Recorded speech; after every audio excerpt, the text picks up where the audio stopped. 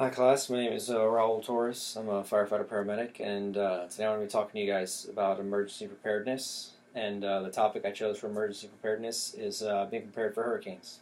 Alright, so I'll start off by talking about the different categories of the hurricanes. And it goes from categories 1, 2, 3, 4, and 5. Category 1 being the weakest, 5 being the strongest. And it goes based off of wind speed, is how they're set into categories.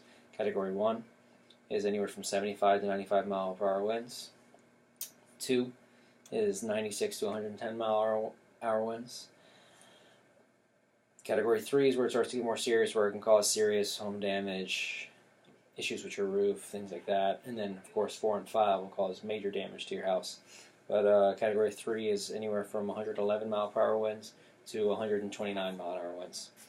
And Category 4, 130 mile an hour winds to 156, and Category 5 is 157 to 100, or to just up, anywhere above that.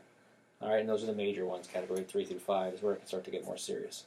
And some of the things that you want to have readily available when you're preparing for a hurricane would be things like water. They say, in general, with water and food, to have about 3 days supply, because that's, I guess, when FEMA would be kicking in, or be available after that.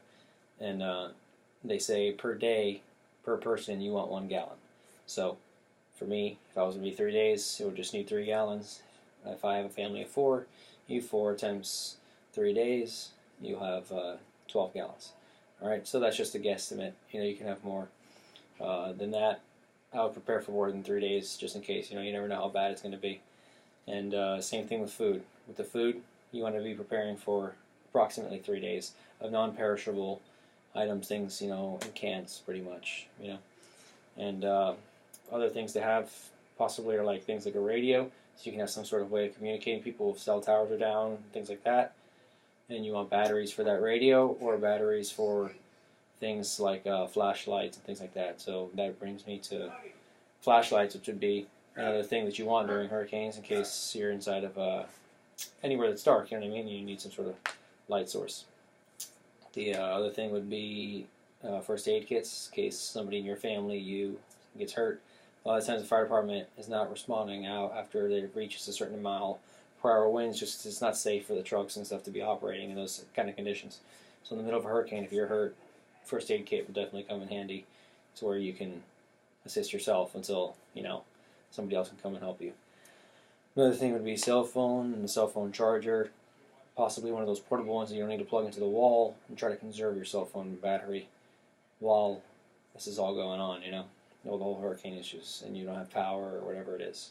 Another thing you're going to want is medications.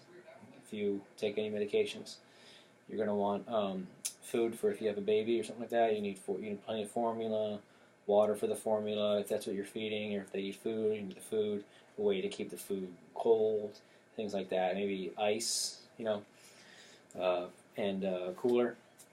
Another thing would be pets. You want to make sure you have food and water for them as well, and make sure you have cash in case there's no way of using some electronic payment forms. Have some sort of evacuation plan for your family in case things get that bad, And then the other thing would be a generator, so you can power things like a refrigerator at least, or maybe AC if you're in Florida here, and gas for that generator. You want to definitely have gas, but that's pretty much it in regards to preparedness for a hurricane, right?